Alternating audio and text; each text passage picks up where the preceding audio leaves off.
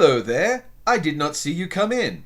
I was just about to talk about some of the anime from 2025 so far with my partner Fox. Hi.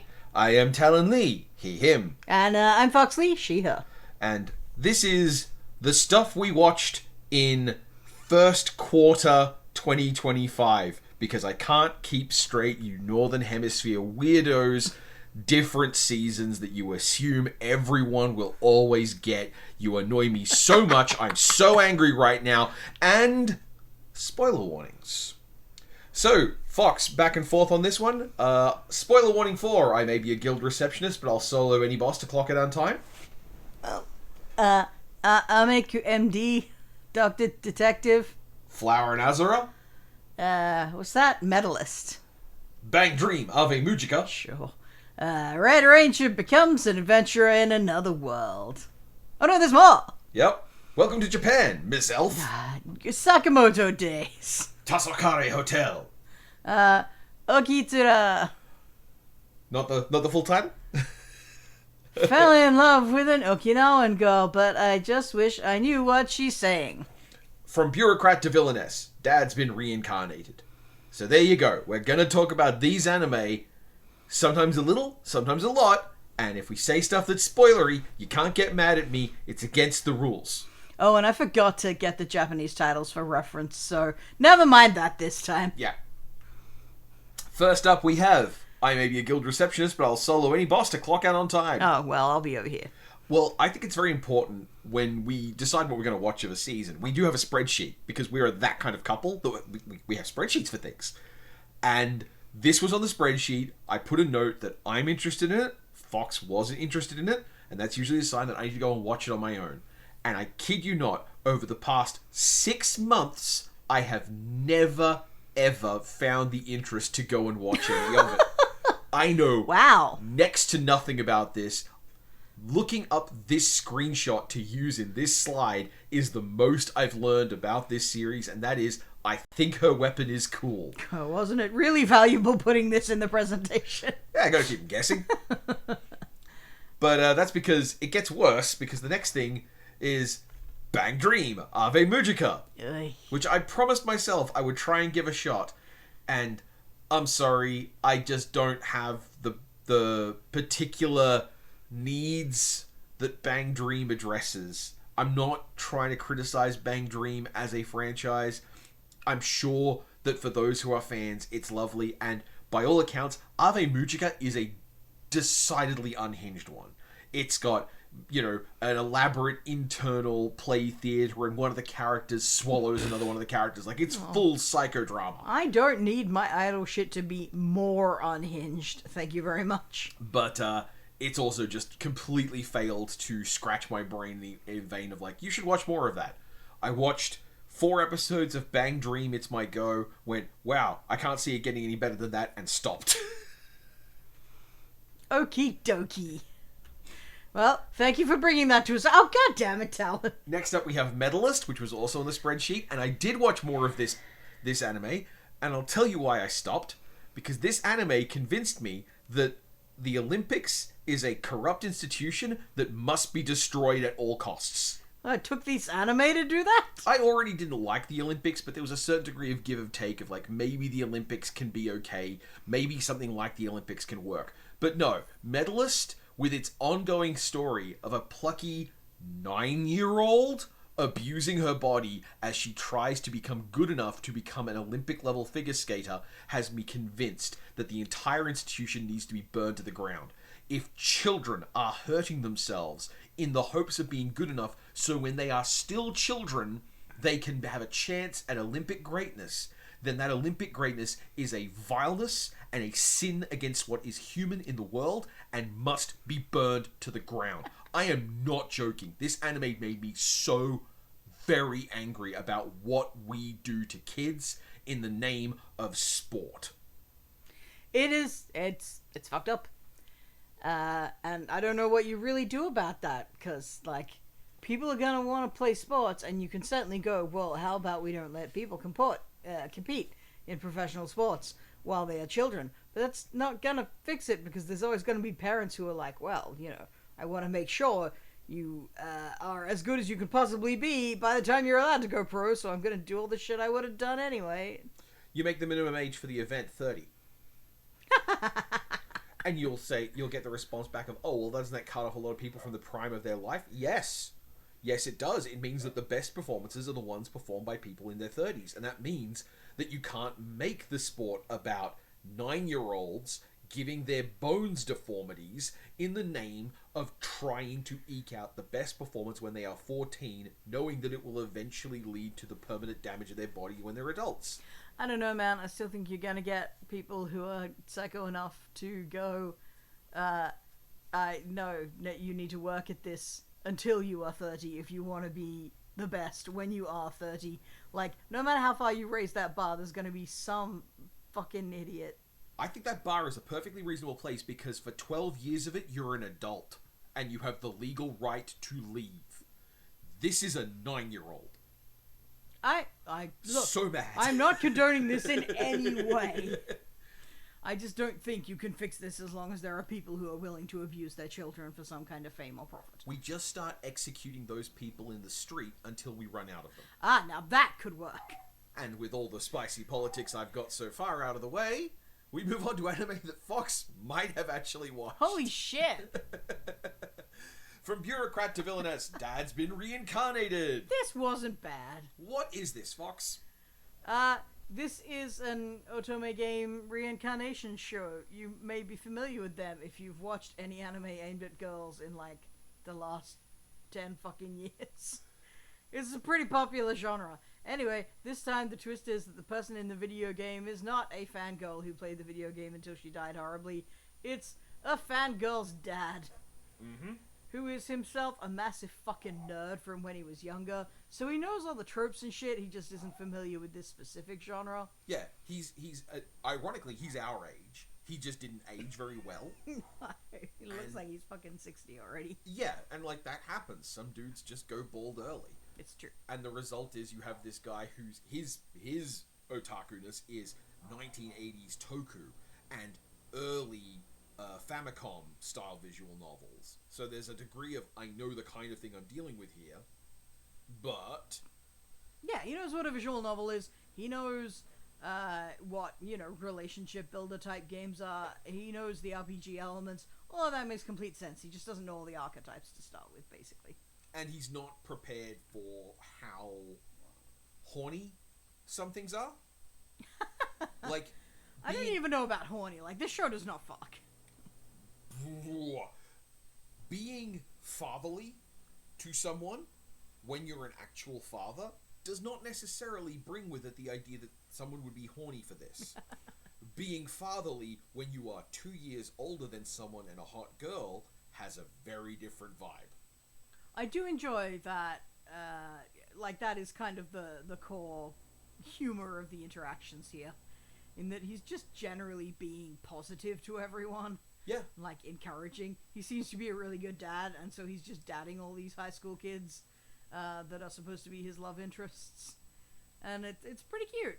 It does fall into a certain weakness that I dislike for this genre, which is he gets stuff that makes him exceptional and unique in the setting, which that always feels like a cop-out. Yeah. Like, you've gotten into the video game, you should follow the video game rules, and what do you mean? Oh, now the video game has extra rules just for you.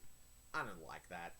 Though they do, I will say, do something kind of interesting with it, which is I don't know where they're going with it exactly, but they approach the idea that the villainess character is still there. Yeah.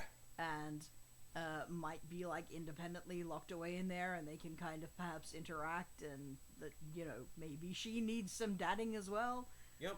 There is a whole secondary source to this anime, which I have not read. I didn't go and read the manga for this one. It's not that great. But this is one of the anime that follows the trend for this season, which is it invites an unfair comparison.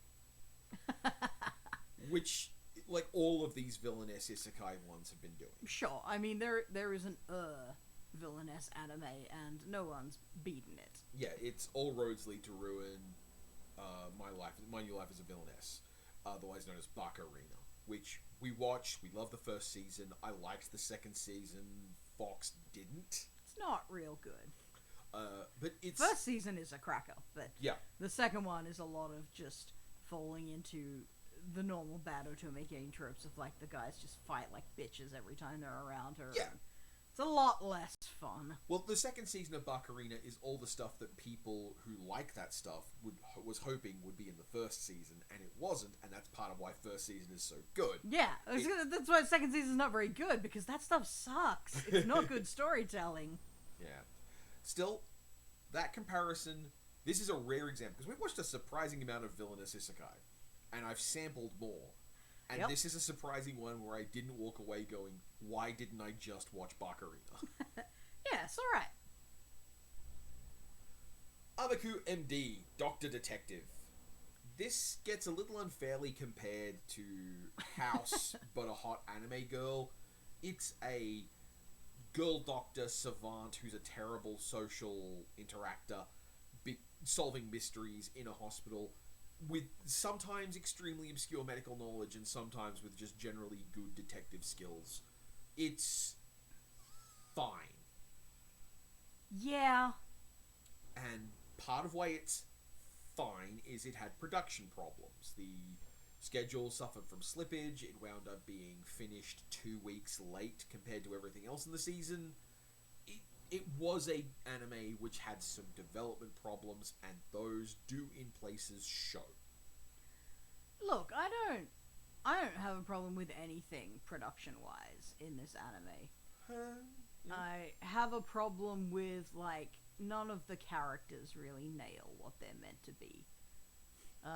Where our lead character is meant to be your typical fun, very clearly autistic, detective, not detective.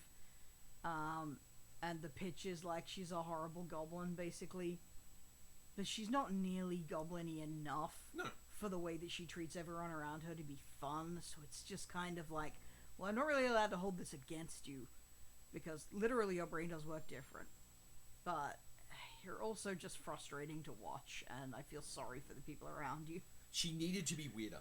Yeah, she needed to be weirder. They should have leaned into it She more. needed to be so alienated she was like climbing on the walls and eating a sandwich on top of the vending machine. This is just someone who's a little bit of an asshole who doesn't want to socialize. And I understand in Japan... Ooh, she lives in a cottage and doesn't wear shoes. Ma! Yeah, again, so just mildly autistic. Yeah. Yeah.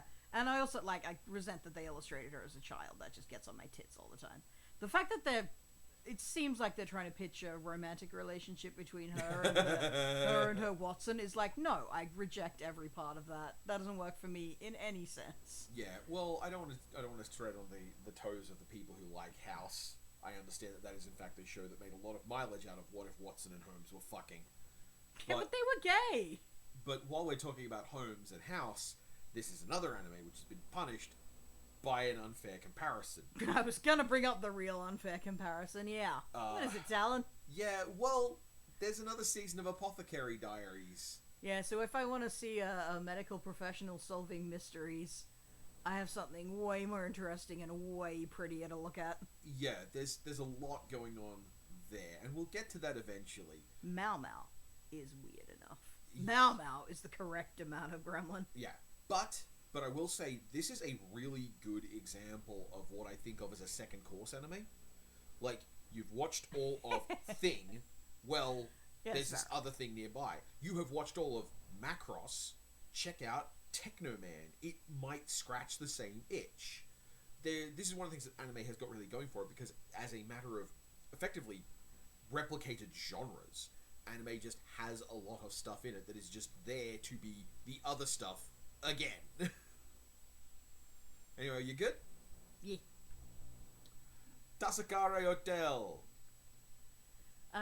This is a weird little anime about what if you died, and purgatory, as it were, is a weird little vintage Japanese hotel where people come and they have to, like, remember what happened to them that they got here, and, like, solve the mystery of what transpired and whether or not they are actually dead before they can either go back to the real world or proceed to the afterlife. Yeah. Which is a really cool pitch. Yep. I was excited for this. And like, before you dive in on how disappointed you got, I think this was a pretty even show. I think that you got pretty much the same quality all the way through.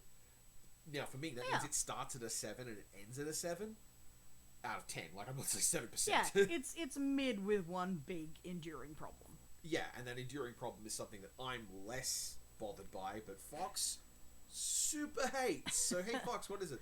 Oh, I just hate that one of our main characters is like, I'm a literal murderer. Yes. You can't do anything about me. I'm going to sleep under your bed with a knife. The stupid dumb rules of this world say that you're not allowed to lock me in a box and keep me away from everyone who matters. Yeah.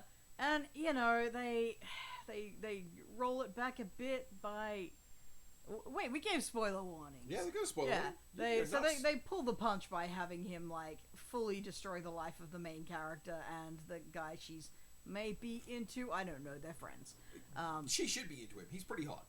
Yeah, he's the best thing about this as far as I'm concerned.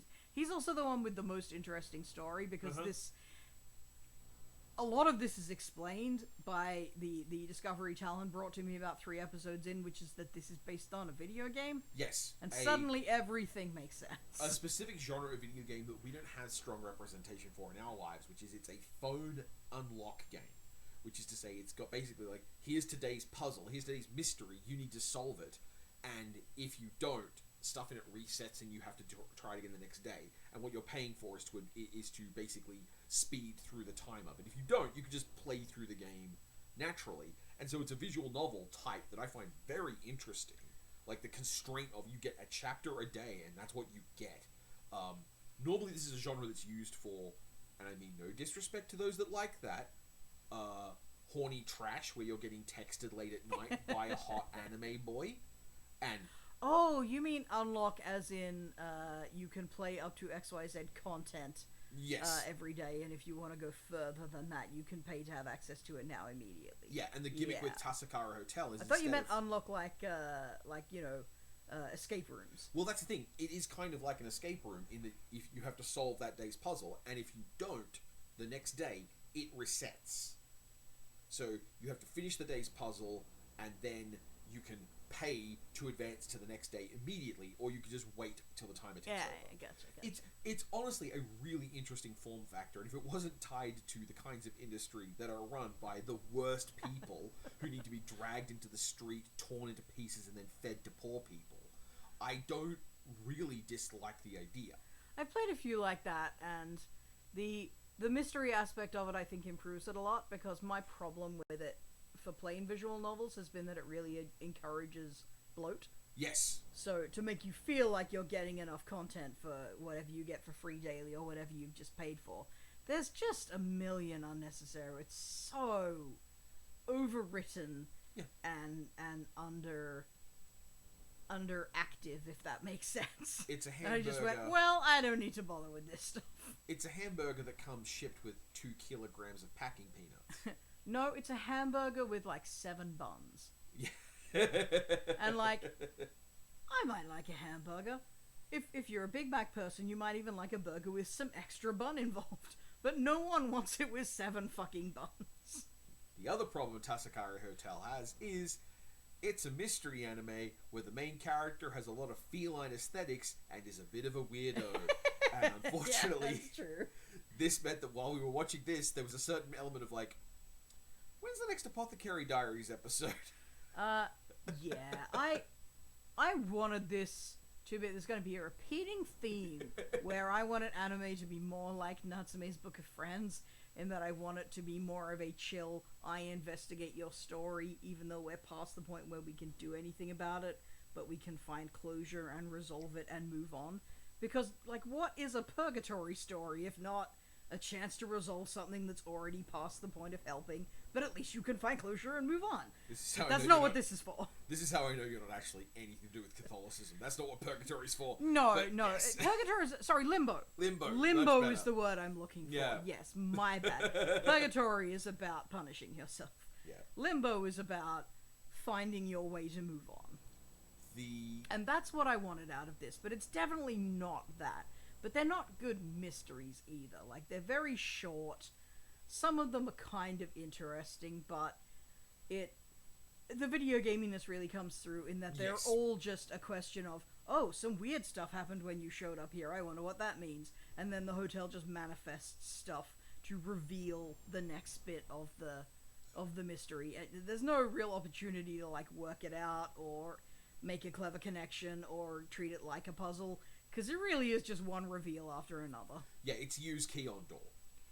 It is, and it's like, you know, I will hand you the key when the time is right. Yeah. Don't worry about it until then. It's a bit of a shame. I understand that really deep fans of the game were especially disappointed by the anime, which did stuff like that, which meant that there's a lot less of her investigating, but also you had 12 episodes. You did. And the ending is a fucking arsehole. Like, so any anime which goes, no, the worst and most serious consequences have now transpired, but surprise, you were earning the right to time travel all along. That's bullshit. Yes, but I have also been informed that one of the cool things that fans do like about it is this is effectively showing another path. Like, the game has a bunch of different endings you can earn in a bunch of different ways, and this didn't go, we're going to pick one of those and animate it. It said, we're going to give you another one that still makes sense in the context of all of the others, which is one of those things I do like when a multi-path story does it, where it's like, you're not going to get a story where it's like the revelation is that a character was a dragon, but in fact in a different path the revelation is that they were in fact a ghost. Like, there's a difference kind of... I mean, you definitely can, but I see what you're saying, and I like the idea of not, like, canonizing any single ending of a multi-ending thing, but instead just providing another possibility in the list. See, we have stuff we could say about mid-anime. What shits me is that it didn't need to be an arsehole. No. Because it's also... The fact that she can do it, that she has enough time, hinges upon another character there going, alright, you can take my time, I've been here for years and years, kind of thing. Yeah. So you still could have had the despair and the, well, I fucked it up and I can't fix it, and had that other character save it. And even if we had foreknowledge that working here gets you paid in fucking time travel, right? Yeah, because they do make a point, you're getting paid for this, but they never specify what you're getting paid in. Which is a bummer. And then we do also see a point where a character does come back to life with a little extra time. Like, they basically come back to life before they died by a minute or two, the person who got buried. Anyway. It does happen, it's flown past at speed, so it feels very cheap. Yeah, could have been better. Deserved better, probably. Mm-hmm. But it is what it is. It's not awful. And I really appreciate the conceit of a hotel as it relates to the idea of a daily schedule game with that checkout time. Yeah, that's true. Cool. I like that, but I'm fine. I've got other mysteries to watch this year. I do like that the flame-headed demon guy is astonishingly ripped for no fucking reason. Yeah. That's delightful. Anyway, moving on. Welcome to Japan, Miss Elf. Just gonna take a seat, relax, and let the goblin that loves Iishikai get back to whatever it is she has to say here. Iyashike. That thing. This isn't good. It's not good? It takes a lot for me to just stop watching a series. It does. And this show didn't do anything bad. Like, it didn't disgust me or make me angry like some other shows. This wasn't a love after world domination scenario or anything like that. I just got so bored I couldn't put the next episode on.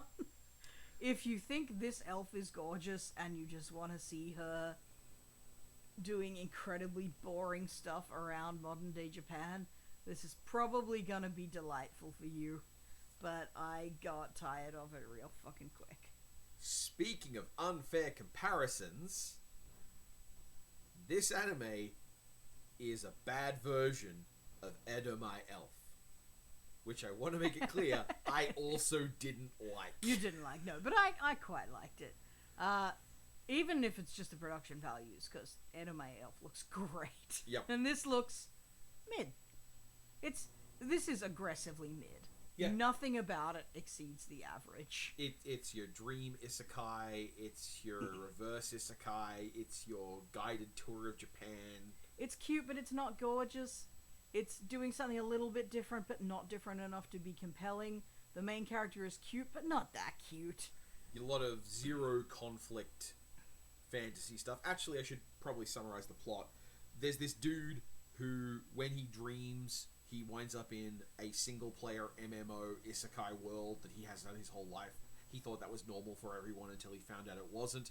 And then one day, while he's adventuring with this girl elf he likes a lot, they die in the dream, and he wakes up and she's there in his bed in real-world Japan. And oh no, now it's an elf having to explore Japan. And that's it. That's it. That's the story. And by oh no, we mean she wears a hat and it's fine. Yeah. It's nothing. It's a real nothing burger of a show. The only question it left me with is if he has to prepare lunches before he goes to sleep to take with him into the isekai world, what happens to them on his nightstand overnight? You good? Yeah, we're good. Now, finally, things worth talking about, which is a bit mean, I guess, to Bureaucrat and also Tasakara Hotel. But still. Yeah, I mean, those were mid, but they're on the higher end of mid. Whereas Ms. Elf it's the mid of mid. It's a mid's mid. It's a 7-Eleven slushie. Whereas this, even if everything else about it was mid, and a lot of the time it kind of is, it would still be really fucking nice to look at. What is this, Fox? This is an incredibly gay show about two girls who apparently aren't gay, reading poetry at one another. Named? Named? What's it called? It's right there on the screen. It's Flower and Asura. Thank you! It's right there. I know. People can read. Yes, but some people. Yeah, I aren't get it. reading I get this. it. I get it. Some people are looking at the screen. They knew what I was talking about from the summary anyway. They probably weren't. But yes, this is Flower and Azura, from the creator of Sound Euphonium. So brace your Yuri disappointment ahead of time. It is phenomenal to me that this was not meant to be. Apparently, these characters are straight. Bullshit. Just absolute nonsense. Whatever.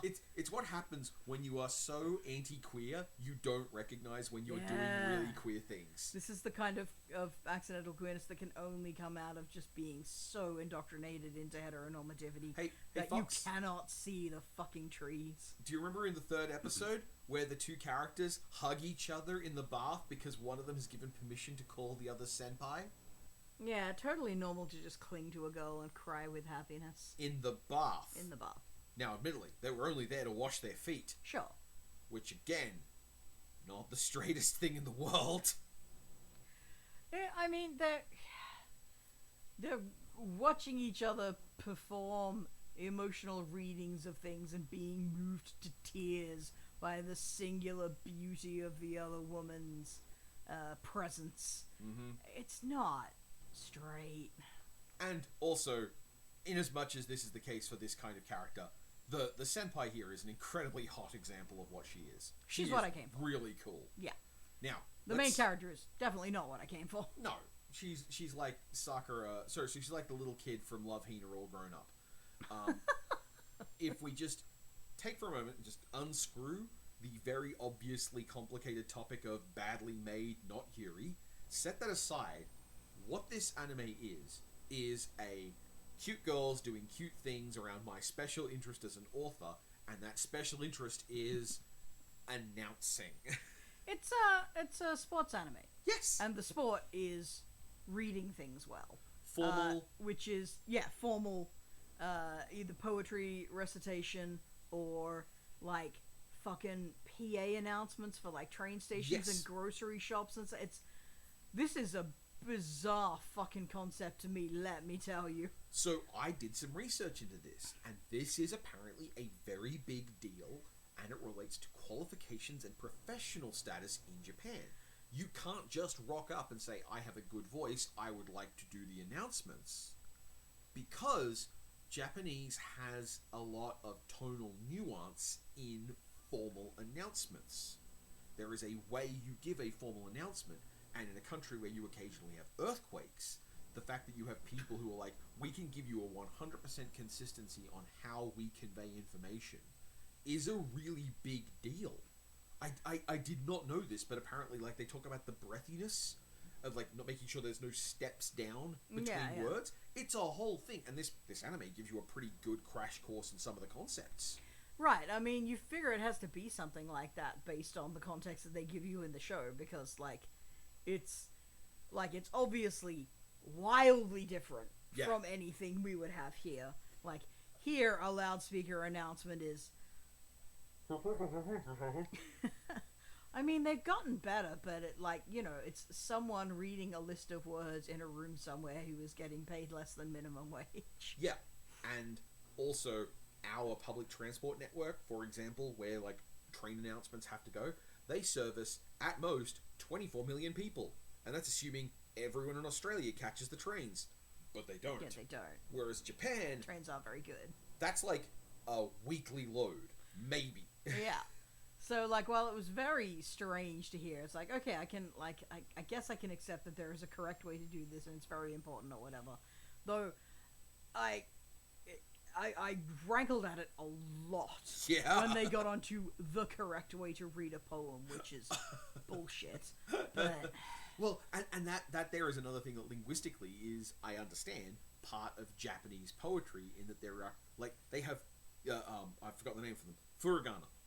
Like, it's not uncommon for poems to use furigana to also indicate where stresses go, not just how to pronounce this word, which is wild to me, because part of the thing in English poetry that's so important is deliberate ambiguity of delivery and performance and the ways that English is messy. It didn't occur to me that you might be like, yeah, no, you could read a poem wrong. Like, yeah, I guess you can. I didn't think of it that way, but I guess you can. I mean, I still don't believe that you can, even for a formally structured poem, because a poem is art. And what you choose to do with it is an interpretation of that art. And all interpretations are at least as valid as any other interpretation, and nobody's not interpreting.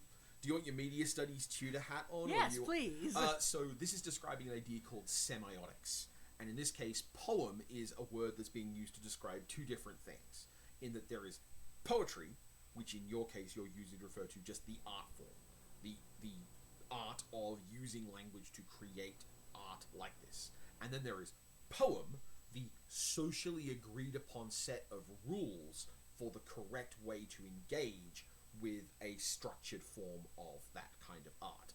The Japanese way of viewing this would be, well, the way presented in this anime. I'm not saying all Japanese people think this, because if nothing else, Japanese people apparently love a whole bunch of American poetry. Well, no, and this is why I'm putting forward that, like, there is... Fundamentally, I do not believe there can be a wrong way. You can be, like, a purist for a certain art form and believe that it's best when it is perfected according to the writer's wishes, but I don't subscribe to that. Yeah, and like, Japanese has so many of these long-lasting artistic traditions, like traditions that are older than our country,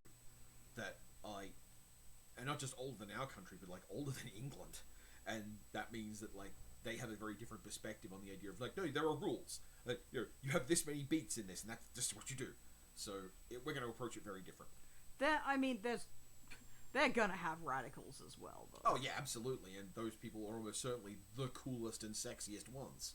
Yeah. I just want to make it clear, I don't agree with them. Yeah, okay, good. It's just, they're on the same page at least. I'm just, like, my particular view of art is that it's human glitter. That it is the cultural detritus that gets in everything. You can't...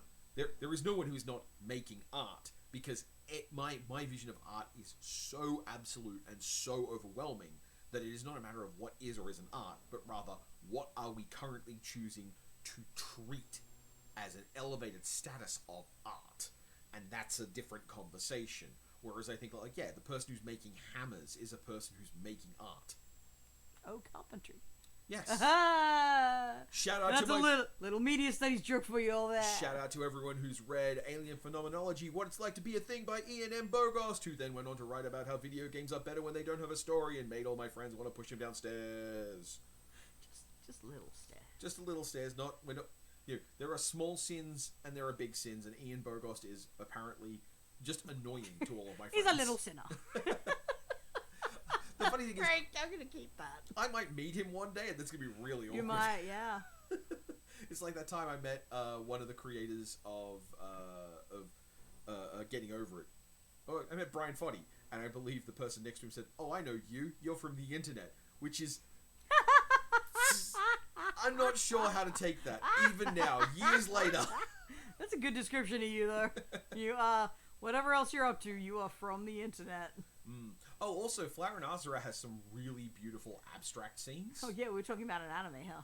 Yeah, the way they use poetry as an excuse for the animators to start showing off in a way that reminds me a lot, in the best ways, of...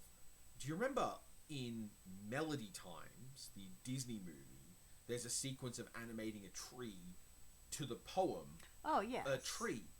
Flower and Azura uses that kind of ideal of, like, a character is reciting a poem and then we will show the world around them reacting to that poem. That's really cool looking, and it's a... This is an anime that could have had just the least fucks given in its visual representation, and instead they use the idea of how poetry feels to do some really beautiful stuff. Which I think is a necessary element, because some of the readings are, like, fairly drawn out. It would be profoundly boring to just look at the face of a character while they do that for the entire sequence. It's also difficult for us to really appreciate, say, the internal meter, rhythm, or feel of absolutely, language. yeah. I found this quite difficult to like as much as I wanted to, because the supposed skill and profound beauty with which these voice actors are delivering this content, I can't perceive it. I don't have the context for that, and I can't fix that by watching a dub, because the dub's not gonna land that one either. I was about to go into that That's place a as big well. fucking ask from a industry and process that doesn't have remotely enough money or effort driving it. The specific thought I was having is, like, obviously we know that this is a house where we dub nights, not anime. I watch some stuff dubbed, but let me be clear, the stuff I watch dubbed is typically stuff I don't want to have to spend too much effort on. Like, that's how I watch stuff like, well, ironically, it's how I watched an episode of Medalist before I went, nope, can't do that. The point is that we are a house biased towards subtitles, and there are usually times where that gives you a lot of information you wouldn't have in a dub, because the English language elides stuff, and the written language can have footnotes, or it can be more clear, or you can recognize the Japanese words that are being used. But this anime really, really hammered home to me. You do not know this language. You recognize tidbits and edges of this language.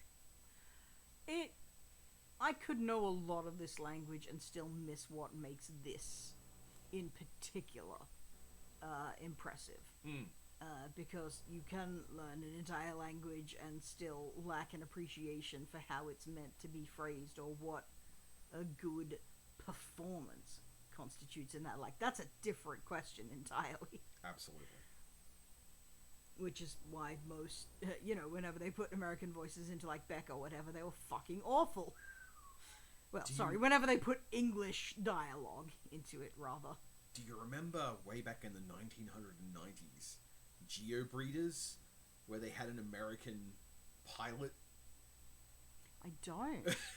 I remember the end of Gravitation. Oh, yeah! A profoundly serious and extremely not safe for work sequence, which is just completely undermined by awful English acting. Oh, no. This is meant to be the most horrible thing that can happen in a story, but damned if it isn't, like, cringe funny. Yep. Oh, anyway, Flower and Azura. Yeah. I liked it. It's alright, yeah. It's kind of fun. It's cute. It's very cute. The main character is very dull. Yeah. Well, you're going to get that with this genre. She's trying hard or whatever. I wish they hadn't focused so much on the relationship between her and the one girl who fills the position of being the stuffy prodigy who has forgotten how to enjoy the thing they do because they're too focused on being technically perfect. It is a little frustrating that this anime, for all that we liked it, can't remember any of the names. I'm not good at names. Anyway, the tsundere one, who's too perfect and has a huge stick up her ass, So the relationship between her and the main character sort of becomes the focus for most of the series. Yep. Which was disappointing to me because I cared a lot more about the senpai. Yep. But, you know, it is what it is. It's other than that, I feel like it's a very straightforward sports anime type story. Yep. The club members are kind of cute. Oh, the Foley guy! That is by far the most interesting thing to me in this show. Because the club, they make a big point that this is not the drama club, and you shouldn't be here if what you want to do is put on a filthy play. Even though they wind up recording, like, a little featurette. For their, like, club submission or whatever, but... yeah, basically everyone here is, like, a weird special interest within the special interest. We've got the poetry girl here, we've got the fucking... The upperclassman who is really focused on women's historical documentation, like diaries and stuff. Yep. She's a whole thing. Yep. Again, just don't know how... You don't know how gay things are when you don't know what gay things are. Yeah. You got one of those high school guys with the voice of a grown-ass man who is 6 feet tall. I have no idea what that was like. He's so funny. You know, except that they don't really do anything with him, but he's a very enjoyable background presence. And then sort of one of our main secondary characters, I'll say, is a guy who's there just because he loves sound and engaging with sound, and his thing is doing Foley and sound effects. And all that kind of cool shit. And I really like his deal. This has a lot to do with the fact that I just love Foley in general, which you'll remember if you heard us talking about Wave Listen to Me. There we go. Yeah. I was about to bring up, and so the unfair comparison for Flower and Azura is Wave Listen to Me, which is about many similar concepts, a lot of the same industry, and also features a woman power bombing a crappy ex. And also... just profound gayness, which apparently is not meant to be gay. Yeah. No fucking way is that straight woman. No! Anyway. Yeah. It's a bit of alright then. It's not, you know, I'm not gonna buy figures for it or anything, but I won't delete it either. It's pretty good. Are we good? Yeah. Okitsura! Fell in love with an Okinawan girl, but I just wish I know what she's saying. This shit's fun. That's the title. Wish I know.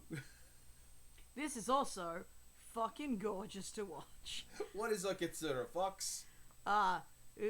Technically I gave you Flower and Asura, but also I'm just being mean now. I feel like you've just explained it, haven't you? This guy fell in love with an Okinawan girl, but he doesn't understand what she's saying. Why would someone not understand what an Okinawan girl says? After all, that's a type of Japanese person, Fox.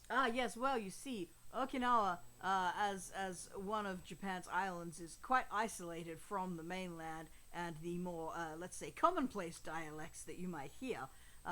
To the point where they can sometimes be incomprehensible even to other Japanese people. Mm-hmm. And thus, the humor happens. Yup. And in particular, our, I guess, main girl, the one in the front there, is like a quite old-fashioned... She talks like a grandma. She talks like a grandma, yeah. Explicitly stated, she talks like an old granny. And part of the situation here that we learn is that, like, the dialect is... you know, leaning towards normalization with younger generations. So I'm sure whoever wrote this, there is a thread of like, no, I want it to stick around. I love its weirdness. Mm-hmm. Because I feel like you can really taste that as this goes on. But yeah, our fucking shaggy little gremlin here is great. I like her a lot. She talks like a grandma and ambulates like a monkey. Yep. Like, she's got that kind of feral child edge to her that I really like in an anime girl. Something that's really remarkable about this anime, to me, and I know this is going to sound really dumb, is how much these children are children. They do feel like kids, don't they? Yeah, these feel like a bunch of 14-year-olds dealing with first crushes and fitting in, and the stakes of their lives are, I hope I don't look like a buffoon at the festival. And there's an element of horniness to it, but it's not nearly as pronounced as you would normally get from this kind of show. Yeah, but also teenagers be horny. Yeah, but that's exactly it. It feels like teenagers be horny, not I be horny for teenagers. Yeah. The rest of this pitch, by the way, is that the blonde in the background is translating for our non-local main character so he can understand what his crush is saying. But she has a huge crush on him. Yep. As usual, this is an anime love triangle that can be easily resolved with polyamory, because these girls are like bestest friends who adore each other. You know, at the level of mushing their faces into each other's tits, kind of adore each other. Yeah. So I feel like this is a solved problem. Yeah. And also, everyone in this group, rare example, all three of them are going to make hot adults. Normally, the guy doesn't have that luxury. Yeah, they're all cute. Bonus, this show actually has a random extra hottie hanging around, which is the older brother of the blonde. He's a babe. Isn't he the older brother of the other one? I thought it was the other way around, but...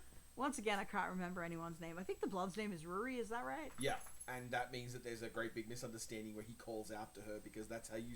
Oh yeah, that's like everyone's fucking name in Okinawa, apparently. Yeah, that's the Joe. There's a lot of really culturally specific jokes in this show. Yep.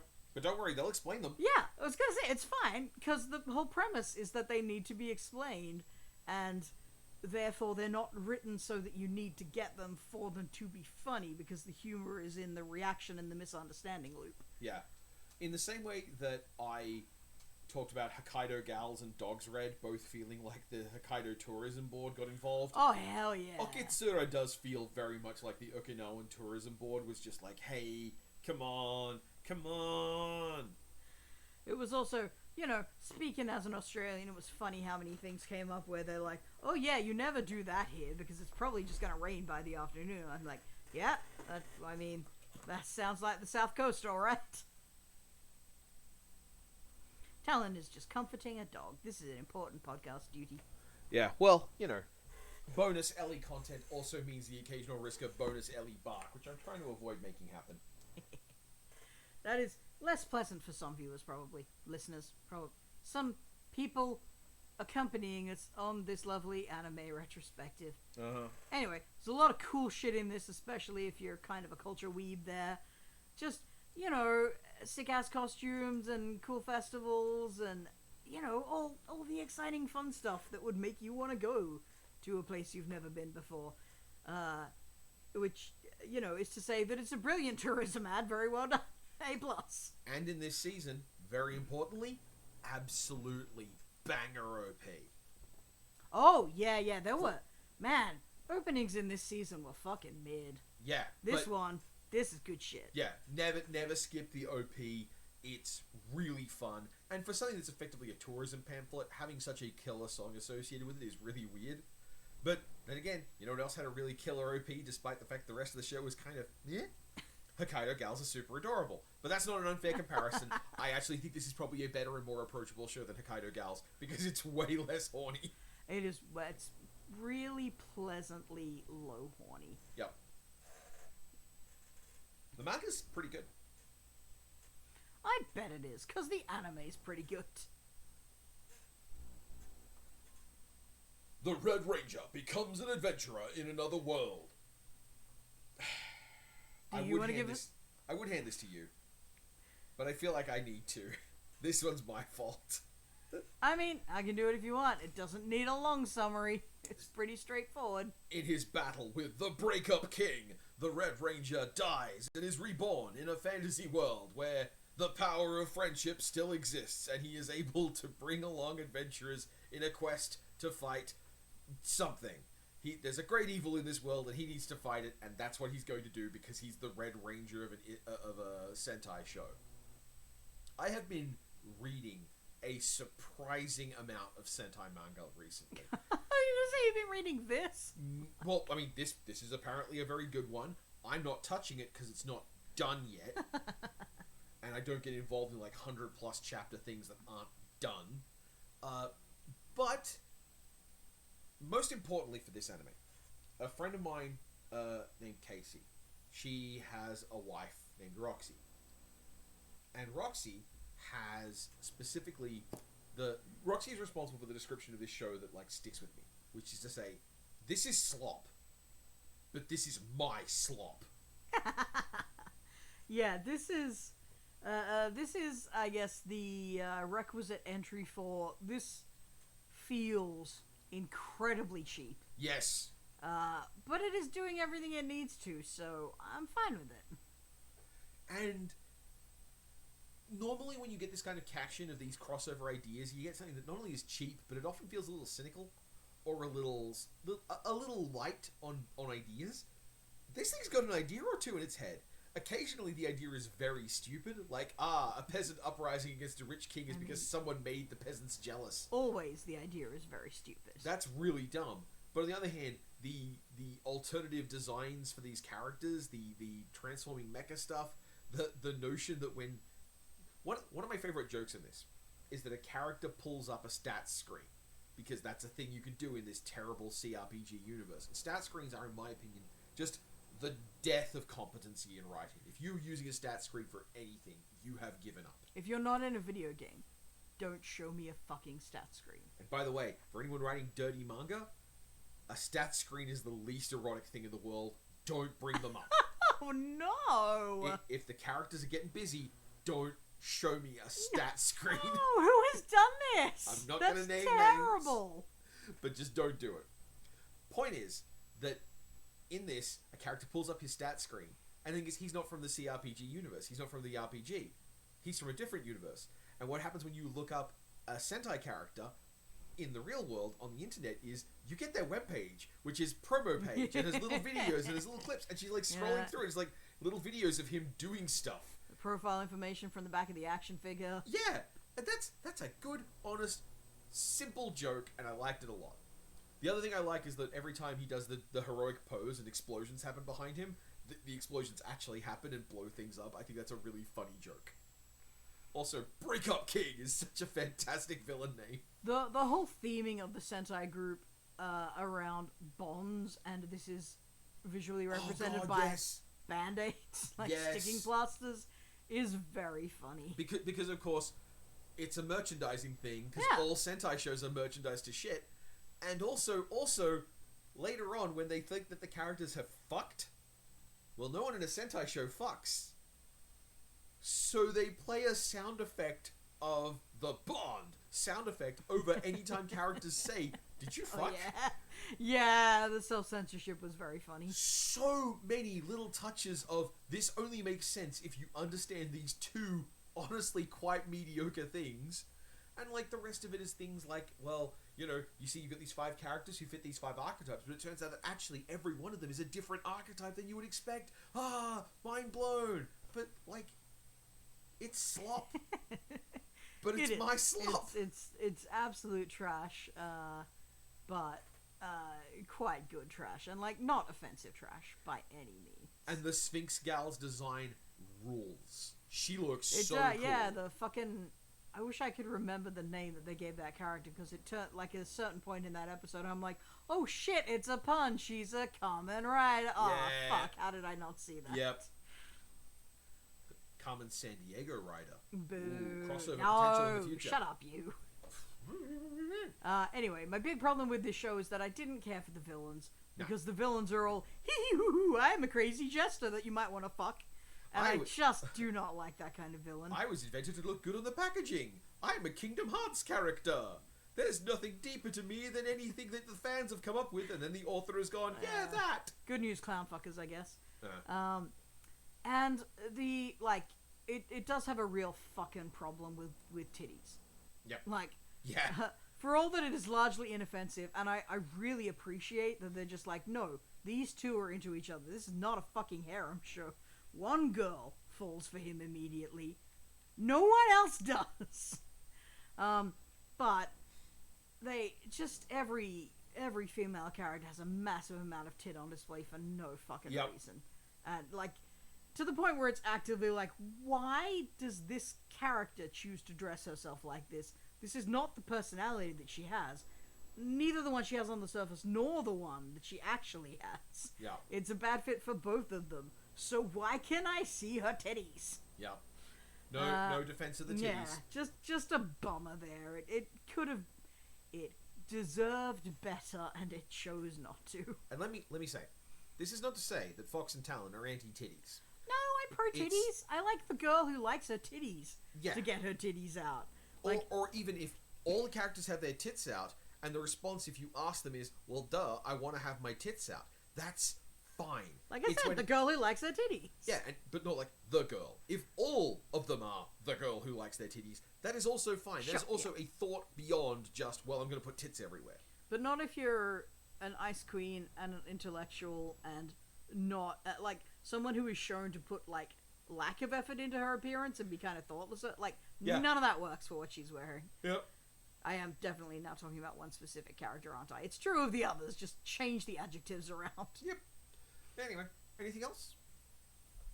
No, this is good. This is fine. Sakamoto Days. Boo. This should have been better. It's disappointing in a number of ways. I'm going to start with the obvious one, which is just that I wish it had twice the budget. What is Sakamoto Days? Oh, right. This is an anime about a retired hitman in a world of fucked up super hitmen who are all blatantly magical. Crime wizards. Crime wizards. It's a crime wizard show, but this wizard has retired and married a cute girl, and he's not allowed to crime anymore. So now he has to use his wizard to prevent crime. Yeah. Specifically, to prevent all the other crime wizards who come and try to do crime on him. Yeah. There you go. We can cut this show into like 3 segments. And the biggest segment of it is ways this show kicks ass. Right? Like, the bulk of when the show shows action, that action tends to rule. The characters, typically heaps of fun. The jokes, typically really good. Now, part of this is because it's working with a really good manga debate at baseline. But then there's the other thing, which is Sakamoto is fat. I mean, you can see him right here. He's a really cute little eggplant-shaped guy. And deadass, I am not joking. I think he is hotter fat than the inevitable skinny form they break out to show that things have gotten serious. And that's when I start throwing tomatoes. Because he's so much more interesting, he's so much more engaging, and otherwise it just becomes another in Bleach-style Bankai power-up. He is real boring when he just looks like one of the other guys. It's true. You warned me about this in advance when we were deciding whether or not we're going to watch this, because you were like, just going to warn you, the fat handling of this goes downhill real fast. Yeah. And I thought this was like, you know, an arc finisher kind of fundamental moment, but they pull it out multiple times in a single season. Like, it just becomes a go-to fucking move where it's like, oh, you know he's gotten serious because suddenly he's not fat anymore. And for what it's worth, in the manga, it does come along much later, but the anime skips one arc and then fast forwards through another arc, so that they use the skinny thing more often than earlier than they would in the manga. The pacing is off. But the bonus thing is, it's stupid. Where does his mustache go? It's very stupid. Where does his fat go? Well, like, I can understand the ostensible idea that you lose the fat is being burnt off in a sudden urge of energy. That's a thing that Japanese media does all the time. There was a My Hero Academia character who had the same thing, and it is a thing. I don't like it, but it's a thing that Japanese media does. There as well. But the fact that he loses the mustache as well is one of those testaments to, like, you're not even really trying.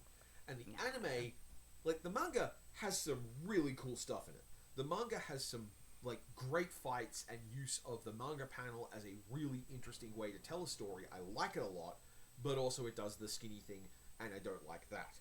The thing that drives me nuts about this adaptation is that you clearly are willing to make changes. They have the opportunity to make changes, but they didn't make those changes. They kept that, which means that this is something that they looked at in the big revision board and went, nah, we're cool with this. We like this.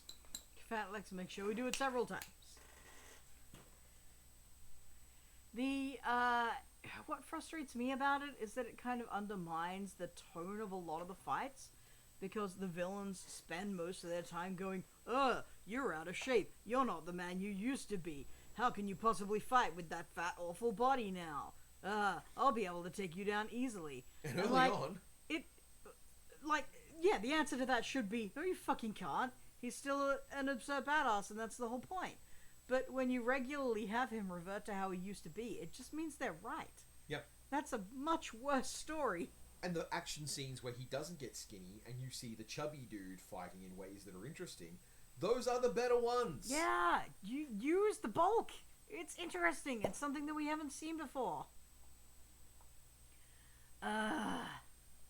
Well, I mean, it's good to know that that's an adaptation issue to some degree, because, like I said before, one of the big problems with this is that it needs twice as much money. It's not nearly as good looking as it ought to be. It's got that weird kind of airbrush style shading on it that only shows up in like your cheapest fucking Netflix shows. Which, awful. It is a Netflix show. Don't fucking do that shit. It looks so bad. A certain degree of Seven Deadly Sinsness. Which is a shame, because when this manga is firing, it's amazing. Yeah, they concentrated their money in the action scenes at least, which is the correct choice. But, this deserved, if it's as good as everyone says it is. Because this is a stupidly popular manga at last check. Yeah. This deserved, Spy Family levels of care in its adaptation, at least. Something really nice and crisp and polished, and it's just very mid in production. And apparently that bleeds through into making the story worse as well, because the reason you wind up with gammy pacing like that is because you're not sure how much you're going to get to make, or how much you can afford to make. So you skip what you think fans will forgive you for skipping. And you rush to the hype. And you rush to the hype. And also... if the hype just happens to include multiple uses of the superpower where he unfats, then that's you just wind up with a story where you consistently say that your fat character has to get skinny. Anyway, wah! That's especially funny when you know that Fox was vamping there to give me time to handle something with the dog. Shh, don't tell them! And then she went, wah! Great vamp, Fox. That bought me so much time. That was my conclusion. I knew you were coming back. I could see what you were doing. ZENSHUU. Oh, this is a show just for me. Yes. Do you want me to summarize? Please, go for it, Fox. This is another reincarnation show, isn't it? Or is it? Is she really dead? I mean, it's pretty obvious she isn't. But this is about an animation prodigy who made a name for herself, I think before she's even an adult. I can't remember the actual dates. Anyway, she has her first smash hit success very young, and is called upon to make a new movie about something she doesn't give a fuck about, but someone else has decided she needs to work on, which is the first part where it lost me. Anyway, and she overworks herself trying to fix everything on this herself every time. No, I'll get it this time. I just need to take it again. No, don't touch it. It's mine. I'll make it perfect. I'll fix it. I can do more autism at it. I could do more autism at it, and then I'll win. Until she fucking puts herself into a coma. Yep. And manifests in the isekai world of a movie from I guess it's probably the 90s. She seems like our age, more or less. Yeah. So I shoot... Yeah, that brings into question when this is set. Let's not talk about that. But a movie she fell in love with in sort of the late 80s, early 90s period. That is just beautifully rendered in that kind of style as well. And it was a movie that went through huge production upsets and was hacked to pieces and rebuilt and was never what it was supposed to be. And so it got thoroughly trashed. But it was still the story that she fucking fell in love with. And the main character that she had her first anime boy obsession with. A thing she does not realize until the second last episode. I think she does not realize until the second last episode, because she's here to learn about first love in order to be able to write her new project that she has to write. And she thinks she's never been in love, so how could she possibly write this crap? All of this description, however, elides the real hook for watching this, which is her special power is she can animate things. Oh yeah, her isekai superpower is that she can draw shit into the real world, and have it, fuck up. Sorry, not into the real world. Draw stuff into the anime world and have it fuck up stuff as if it's there in the anime world. So she becomes the incredible hero who shakes up the plot and stops everyone from dying when they did in the original. And now we're on a wild new timeline where anything could happen, and we just have to stop the world from falling into despair. And a chance to rewrite the ending of your favorite movie that had a bummer ending that broke your heart. Fuck me, this is good to look at. Yep. This is an animation nerd's dream. Yeah. And, it's very much for animation nerds. The whole story is one that is the most relatable shit in the fucking world if you've ever been obsessed with your own art. And the absurd inadequacies of your own artistic career that aren't really inadequacies, but God, do they feel like it because you're you. Yeah. I want to love it unconditionally. But... I don't quite. Well, I feel like the message gets kind of muddled a bit. Yeah. I went into this feeling like I had a pretty good understanding of what was going on, right? Our main character's character flaws are obvious. Yep. She is an animation artist. She has to do everything perfectly herself. She is an auteur. What does ZENSHUU mean? Oh, ZENSHUU means like redo the shit, right? Fix everything. Yeah. Literally fix everything. Yeah. It is a black mark of death when you hand in animation cells and you get the note back, ZENSHUU. Yeah. So the concept here, going in, is this is a person who thinks she can fix everything herself, including a story which is intended to end in doom no matter what. And who obviously needs to come to the understanding that she can't, and that she needs to rely on other people. But that's not really the story that we get. We sort of get that story, but then we get a completely different story. Oh, we kind of get that story.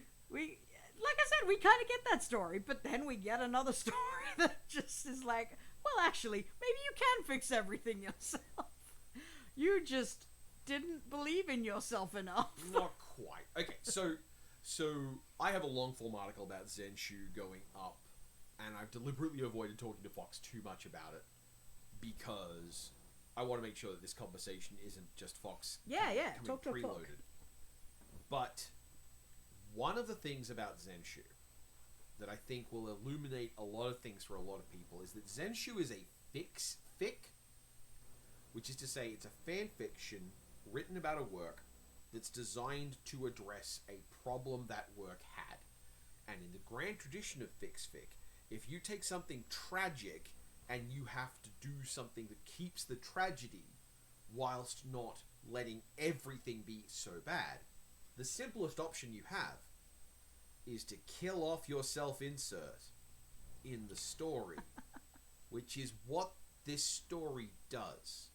The person who most wants to see this world healed and restored, and who can most appreciate its healed state, the person who can fix everything and then enjoy, and most wants to enjoy the world once it's been fixed, is the person who has to leave. And that's the tragedy that she turns it into. And as a work on fan fiction, as a work on people's drive to tell stories, and as a work on people who fall in love with mangled pieces of art from a period of time where the controls weren't so good, I think this is amazing. I sort of agree, except I find the premise a little bit faulty because she's not trying to retain the tragedy. She doesn't give a fuck about retaining the artistic integrity of the piece when she goes into it. No, she's not trying to return the tragedy, but she does retain the tragedy because I fixed it, and now I have to leave. That's the tragedy. Like, you've done everything, you've given this world everything, and it can never thank you. That's sad. That's a sacrifice. That's a Jesus story, practically. I also have a jump scare. But it's also neither here nor there, and it does resolve with her just being better and gooder at everything. Yeah. She certainly accepts the help of those around her, but in the end, it comes down to her once again, and she has to work through her inadequacy issues instead of her I will take on everything myself issues. Also, autocorrect sexuality win, she realizes that in fact the reason she was having a hard time writing a love story is because she didn't realize it was legitimate to say, well, I wanted to fuck this anime boy. It's we get a very interesting I guess flashback episode. Yep. Which also reveals that she has been in multiple different first love stories. Yep. She just didn't realize it because she's very not into meat. Yes. But her first love was Luke. Yeah. She fell in love with an anime boy. Fell in love with an anime boy. And and that love is as real and as powerful as any other love. And I couldn't have enjoyed anything better than the final premise of I can't even see what I'm drawing at this point because everything has gone so wrong. But there is one thing I know how to draw by heart because it's the thing I learned to draw in order to draw. Yep. Like, that's beautiful. That makes me cry a little bit. Yep. Goes on way too long. It's weird. That kind of should have been the point that you went on, but instead it takes like way more than that. Yep. Iterations and iterations. Still, I do think of ZENSHUU as best in show for the season. Absolutely. Certainly if we're not counting returning series. Yeah, but also, like, I looked forward to watching this more than the other. Yeah. This is the only thing that I went in 100% sure I would like. Yeah. Now, ready for a jump scare? I don't appreciate jump scares at any point. What do you got for me? The woman who wrote this wrote Carol and Tuesday. Huh! Well, there you go. Turns out Carol and Tuesday should have just been about the fucking anime industry, because that's the only thing it was equipped to talk about in the first place. You good? Sure. Oh, look, here we are. Oh, here we go. Oh, yeah. I thought we weren't doing returning series. We watched it. We might as well. This remains great. The Apothecary Diaries, which has been mentioned 4 times so far, is the best mystery show of the season. It's really good. The OP is not as much of a banger as it used to be. In fact, the OP sucks. I can't even remember it, so I couldn't even... I couldn't even give it the claim that it sucks. It has the energy of an ED. Oh, jeez. Yeah. It's time to go to bed, yeah. little children. It's just kind of cute and happy and cruising around the house, which is a tragic departure from like a flower? Become a flower. Whatever. God damn it. I can't... I know it is. I know it because the only English word in the title is flower. So I see the Japanese title on YouTube, and it's like kanji flower. That's how it's been. It's pretty weird because the title is always Hana ni Natte. Yeah. Oh, whatever. We technically watched 3 cores of this. Yeah. Because we missed the second half of the first season and didn't realize there was more. Yep. So that was extra fun. When we were done with all the aggressively mid anime, we were like, aha, now we have twice as much Apothecary Diaries to get through. Which does also reflect pretty poorly on other ones, which is a little unfair. This is a show that also benefits from being spaced out, I think. When there's enough time to percolate between episodes that you've got kind of an idea of like, oh yeah, hang on, I'm thinking about this connection. I wonder if this will come up. Oh, I don't know. I could cannonball this pretty easily. Yeah, but that's the autism. No, the Apothecary Diaries is a fantasy mystery series set in not China, in the not past, following the adventures of Mao, a weird little gerblin of a girl who would like to eat the poison. Please, can you give me that poison? You don't look like you're using it. Is it okay if I have some of the poison? Genjinshi, a very pretty boy, who has the misfortune of falling in love with this asexual goblin. Yep. There are also a set of YouTube shorts set in the universe made with little paper dolls. Like, not actually paper dolls, but like very simple cutouts Like of the 2D characters. shit. Yeah. Which are effectively radio plays, and you should go check them out because in one of them, Mao Bao gets high off her face on shrooms and he carries her to the infirmary while she giggles. Yeah, cute. Yeah, I look. Yeah, I mean, there's nothing we can say about this. You should watch it from the start if you're gonna watch it.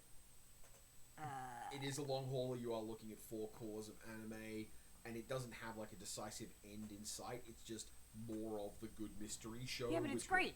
Yeah, It's sure. all great. But if you're like me and you're looking for distinct beginning, distinct end, I want a story in its entirety, you're not going to get that here. But You're gonna get a lot of the more episodic stories, though. Yeah, it reminds me a lot of Columbo. Yeah, okay. It's like every good mystery show, which is you have like week by week mysteries, and then you have the myth arc, which is I mostly also like a lot of terrible mystery shows, like the X-Files. Well, yes, but the fundamentally good structure where you have a larger arc plot, and then you have regular small stories where you can get a satisfying beginning and end, and answer some mysteries. Because if you have nothing but more questions all the time, you get a really fucking boring show. But if you have nothing but episodic, then you get a show that doesn't go anywhere. Yeah. Any more on that one? Good memes this season. Yes. He has a somewhat sizable frog. Yeah. Oh, and some more female characters who are interesting with pages, which is nice because that was one of the things the show kind of lacks. It really slow rolls the secondary cast doing anything much, but Yeah. it's good shit here. And with that, final thoughts. Final thoughts. It's a pretty mid-season overall. Some highlights. Mm-hmm. I'm not unhappy with the stuff I did wind up finishing. The stuff I wound up not even starting. Like, I don't feel myself going back and like, I should double... I've been unreasonable to Guild Receptionist. I should go back and double check it. I've really... Like, I'm glad that the bulk of what I watched that I enjoyed was not high schoolers doing things. Yeah, I'm surprised we liked Okitsura so much after just season after season where the best stuff was high school slice of life. I know that I know I tell this complaint every time, but like, why am I not watching more stuff with wizards? Yeah. Why am I not watching more stuff with cool mech? And the answer to that is because a lot of the stuff that's being made with wizards and with cool mechs is being made in a genre space that I think sucks shit. I can watch a lot of isekai fantasy, and if I ban things which have the word strongest in the title, I lose half the things that are made in a season. Yeah. Level up shows are kind of a plague at the moment. They're bad. They're bad. Hopefully that is winding its way to a conclusion at some point in the foreseeable future. But at the moment, it's still like the bulk of fucking fantasy and sci-fi stuff is just very straightforward, basic power fantasy. And you, on the other side of this microphone, you are thinking, oh, he says they're bad, but he doesn't mean my one. I mean your one. I mean all of them. I mean, they are all bad. And typically speaking, the reliance on video game mechanisms to tell stories results in stories that are bad. I read so much Shangri-La Frontier thinking, when does this get good? And that's the one that people are saying is the best. Shots fired. And then I read some of Solo Leveling. And you know what I think about that? I think that if your favorite thing is Solo Leveling, you aren't a fan of anime. You're a fan of something else. And I don't know why. Solo Leveling, everything I've learned about Solo Leveling has convinced me that there is a genuinely different meme structure in people's heads that makes them actively like stories that are doing everything in their power to be boring. And what about you, Fox? Anything else? Oh, I haven't watched Solo Leveling. It looks very boring to me. No, you watched the much better Solo Leveling, which is to say, Birdie Wing! Though I did feel very intimidated when you said you on the other side of this microphone. Oh, yeah, good point. You're on the other side of this microphone. It's me on the other side of this microphone. I don't like Isekai shit. Leave me alone. I watched Campfire Cooking in Another World, but I didn't like it that much, I swear. And to be fair, we did like Red Ranger, but it's slop. It's bad. And just think, a new season is just about to finish for us. Yep, we really snuck this one in under the wire, huh? It's been here all along. There we go. I'm sure it'll be still very appreciated. Yeah. See you next time. Bye.